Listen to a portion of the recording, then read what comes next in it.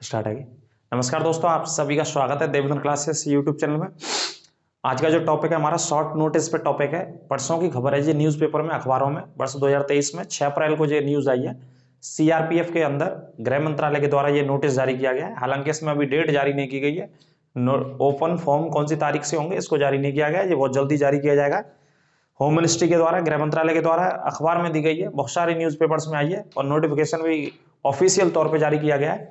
CRPF के भीतर, central reserve police force के भीतर 1,30,000 वैकेंसी, लगभग 30,000 ही वैकेंसी होनी है, 1,29,000 समथिंग अराउंड वैकेंसी भर्ती होनी है।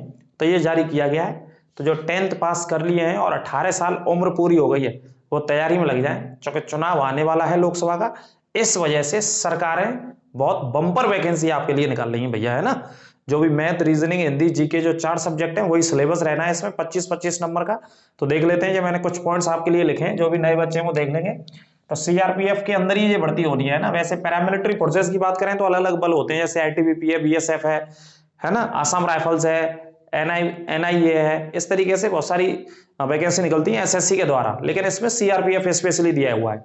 तो सीआरपीएफ में ही 1.5 लाख भर्ती होनी है जी, 1,30,000 भर्तियां होनी है। ठीक है, कौन से पद पे होनी है? सिपाही के पद पर भाई साहब।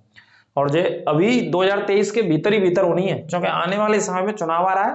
उससे संबंधित सरकार पूरा बम्पर चांस दे रही है बच्चों को जो 10th पास कर लिए या 12th में पढ़ रहे हैं और एज उनकी 18 ईयर्स हो गई है। ठीक है, 18 साल हो गई है, उससे आगे भी पढ़ाई कर रहे हैं। तो किसके द्वारा नोटिस जारी किया गया है जी भाई साहब? केंद्रीय गृह मंत्रालय के अंतर्गत। क्योंकि भारत में जो भी पैरामिलिट्री फोर्सेज है हमारी, 4 या 5 जो भी पैरामिलिट्री फोर्सेज है, केंद्रीय अर्ध सैनिक बल हिंदी में कहा जाता है, ये अंडर सुपरविजन गृह मंत्रालय के अंतर्गत ही आती है ना। गृह मंत्रालय ही निर्णय लेते हैं सारी चीजों पर, सेवाओं पर, शर्तों पर, सैलरी पे, सेवा के विस्तार पर, सारी चीजों पर, क्राइटेरिया पर गृह मंत्रालय में निर्णय लेता है। तो गृह मंत्रालय के द्वारा ये नोटिस जारी किया गया है। कब जारी किया है? 6 अप्रैल 2023 को आया ये। ठीक है, अभी अप्रैल के महीने में तो नोटिस जारी किया गया। 1,30,000 भर्तियां होंगी बहुत जल्दी। और अग्निवीरों के लिए 10% आरक्षण दे दिया है। अभी मोदी जी की सरकार ने लास्ट ईयर 14 जून 2022 को एक योजना लागू कर दी, जिसका नाम Agniveer. Indian army arm forces में ये लागू कर दी है ना। खासतौर पे आर्मी के अंदर, आर्मी, एयरफोर्स और नेवी के अंदर जो भी बच्चे हैं जो भर्ती होते हैं वो 4 साल की जॉब्स के लिए होंगे। उनमें से जो अच्छा परफॉर्म करेंगे वो आगे बढ़ेंगे, बाकी के जो 100 में 75% होंगे वो रिटायरमेंट होंगे, 25% आगे मूव फॉरवर्ड करेंगे इंडियन आर्मी के अंदर या इंडियन आर्म फोर्सेज के अंदर। ठीक है, तो जो रिटायर होकर के घर पे आएंगे उनके लिए इस तरीके की फोर्सेज में जो केंद्रीय अर्धसैनिक बल है उसमें 10% आरक्षण अग्निवीरों के लिए होगा, स्पेशली जो बच्चे आर्मी के अंदर। ठीक है, तो कुल पद यहाँ पे दे भी रखे 1,29,929। ये कुल पद है, एग्जैक्टली कुल पद हैं जो केंद्रीय गृह मंत्रालय के द्वारा जारी किए गए हैं नोटिफिकेशन के माध्यम से। इसमें 4667 पद, यानी कि 4,667 पद महिलाओं के लिए होंगे। ठीक है, किन के लिए? स्पेशल महिलाओं के लिए। लड़कियां भी इसमें बढ़ चढ़ करके भाग ले सकती हैं और सरकार पूरा मौका दे रही है। इतने बड़े पैमाने पर ये बम्पर भर्ती है भाई साहब।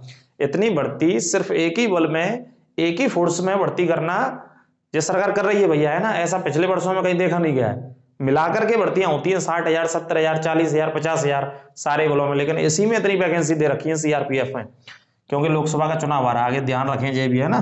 चुनाव तो वो लड़ते रहेंगे, नेताजी वो बनते रहेंगे, लेकिन तुम्हें नौकरी दे जाएंगे, इस बात का ध्यान रखो। और पढ़ते रहो, मेहनत करते रहो। ठीक है, और चैनल को शेयर करते रहिए, सब्सक्राइब करते रहिए ज्यादा से ज्यादा। 18 से 23 साल, इसमें क्या रखी गई? उम्र। कौन से बच्चे अप्लाई कर सकते हैं? जो 18 से 23 वर्ष की उम्र के। इसमें एज क्राइटेरिया ये दे रखा है। क्वालिफिकेशन इजी है, क्वालिफिकेशन भैया 10th पास, है ना। नॉर्मली तौर पे भी बच्चा 10th पास तो कर ही लेता है, उसके बाद ही वो कहीं ना कहीं काम धंधों पे लगता है। तो 10th पास इसमें मिनिमम क्वालिफिकेशन रखी गई है और 18 वर्ष आपकी उम्र हो जानी चाहिए और हाईएस्ट ज्यादा से ज्यादा उम्र 30 साल होनी चाहिए, उससे ऊपर नहीं होनी चाहिए। आगे बात करते हैं पेपर का। जो पैटर्न रहना है, पेपर एग्जाम इसी तरीके से रहना है। आपको पढ़ना क्या क्या? 25 नंबर का मैथ पूछा जाएगा, 25 का हिंदी, 25 जीके और 25 रीजनिंग। हालांकि इसमें ऑप्शनल के तौर पर इंग्लिश भी हो सकता है ना। यहाँ ऑप्शनल के तौर पर क्या हो सकती है सब्जेक्ट? इंग्लिश भी हो सकती है। तो ज्यादातर जो बच्चे प्रायोरिटी देते हैं वो किसे देते हैं भैया? यूपी बोर्ड वाले, नॉर्थ इंडियंस, है ना, या काउ बेल्ट वाले बोल देते हैं ज्योग्राफी में हम, तो वो हिंदी को ही प्रायोरिटी देते हैं, क्योंकि हिंदी पढ़ के आते हैं। उत्तर प्रदेश की बात करें, बिहार की बात करें, हरियाणा की बात करें, है ना, और भी आसपास के जो भी, मध्य प्रदेश की बात करें, झारखंड की बात करें, छत्तीसगढ़ की बात करें तो हिंदी वर्ल्ड के बच्चे अपने अपने बोर्ड से पास करके आते हैं 10th और 12th, तो हिंदी को ही प्रायोरिटी देते हैं ना, प्राथमिकता। तो इस वजह से हिंदी करना पसंद करते हैं, क्योंकि बचपन से ही पढ़ के आते हैं। तो 25 नंबर की हिंदी और 25 की है इसमें जीके, और जीके जीएस के लिए आप चैनल से जुड़े रहें, कोई भी क्वेश्चन बाहर नहीं जाएगा और गलत भी नहीं होगा आपका, ठीक है, अच्छे से तैयारी हो जाएगी। और 25 का आएगा इसमें रीजनिंग, या इसे हिंदी में लिख रखा है उन्होंने तर्क शक्ति से बोला जाता है, ठीक है। तो टोटल 100 मार्क्स का ये एग्जाम होना है आपका, तो इसके लिए आप पढ़ते रहिए और पढ़ा भी रहे हैं आपको ऑफलाइन और ऑनलाइन। आप जीएस की और करंट अफेयर्स की क्लासेस के लिए पूरा का पूरा टॉपिक निःशुल्क प्लेलिस्ट बनी हुई है, वहां से आप देख सकते हैं। तो ये बम्पर वैकेंसी है, हालांकि एक और बम्पर वैकेंसी आ रही है आपके लिए उत्तर प्रदेश पुलिस की, वो तो गोल्डन चांस है ही, और ये भी गोल्डन चांस है आप लोगों के पास, है ना, तैयारी करने का और इस साल में भैया नौकरी लेने का। फिर 24 के चुनाव के बाद फिर तो सरकारी देखेगी कि सरकार कब करे, क्या रहेगी, क्या करेगी, क्या नहीं करेगी, कैसे करेगी, है ना, लेकिन उससे पहले उसे वैकेंसी देनी है, बच्चों को पेपर कराने, है ना। तो पेपर दीजिए, शिद्दत से तैयारी कीजिए, मेहनत कीजिए और लग जाइए भाई साहब, इनमें से कोई ना कोई पद ले लीजिए। आगे बात करते हैं, देखिए क्राइटेरिया है जे लंबाई का, मेल के लिए जो लंबाई है वो 170 सेंटीमीटर होती है और फीमेल के लिए 157 सेंटीमीटर होती है। ये फिक्स क्राइटेरिया है, ये तो इसमें कोई बदलाव नहीं होता भाई साहब, है ना। इसमें केंद्रीय आर्म्स फोर्सेज में जो केंद्रीय अर्धसैनिक बल होते हैं, इसमें जो लंबाई का मानक है महिलाओं के लिए एवं पुरुषों के लिए, है ना, बच्चों के लिए, बच्चियों के लिए बात करें तो 170 बालकों के लिए और बालिकाओं के लिए 157 सेंटीमीटर, इसमें हाइट कम से कम ये मानक है सरकार का, गृह मंत्रालय का, ये रखा ही जाता है, ठीक है। तो भाई साहब बहुत बम्पर वैकेंसी है, 1,30,000। इसके लिए आप सबसे पहले करना क्या है, तो सबसे पहले आपको पता ही है क्या होगा, इसमें जो भी चरण होंगे वो फिजिकल होगा, फिजिकल में रनिंग वगैरह और हाइट चेस्ट होगा आपका, उसके बाद क्या होगा, रिटन होगा, एंड थर्ड मेडिकल होगा। इस तरीके से ये प्रोसेस रहनी है आपके एग्जाम क्वालिफाई की, ठीक है। तो सबसे पहले कुछ नहीं, आप दौड़ते रहिए, भागते रहिए, प्रयास करते रहिए, प्रैक्टिस करते रहिए, क्योंकि एक्सरसाइज या रनिंग भी बहुत जरूरी है पैरामिलिट्री फोर्सेज में आपको जॉब करने के लिए। सेकेंडली रिटन एग्जाम सबसे मोस्ट इंपोर्टेंट है, अगर यही क्वालिफाई नहीं हो पाएगा तो आगे नहीं जा पाएंगे। इस वजह से आपको रिटन एग्जाम के हिसाब से स्ट्रेटेजी बनाइए, प्लानिंग बनाइए आप, और इस हिसाब से तैयारी करते रहिए, है ना। जो पढ़ चुके हैं वो रिवीजन करते रहिए, जो नए बच्चे हैं वो जीरो से लगाइए, स्ट्रेटेजी बना करके, प्लानिंग करके, है ना। डेली प्रैक्टिस सेट लगाइए, 1-1 घंटे, 1.5 घंटे, हाईएस्ट 1.5 घंटा नहीं तो भाई साहब 1-1 घंटे चारों सब्जेक्ट्स को पढ़िए आप। मैथ को ज्यादा लगाइए, 2 घंटे कम से कम लगा सकते हैं, हिंदी को, जीके को, रीजनिंग को, इनको 1-1 घंटे पढ़ सकते हैं, है ना, या जीके को 2 घंटे दीजिए आप, है ना। उसमें विविध भी डेली पढ़िए ल्यूसेंट का उठा करके, क्योंकि विविध से ही भाई साहब एससी वैकेंसी में जो कांस्टेबल वाली भर्ती है उसमें जो ज्यादातर पोर्शंस जीएस का रहता है, मैं जीएस के बारे में स्पेशली आपसे बात कर रहा हूं, तो वो विविध से पूछ लिया जाता है ना।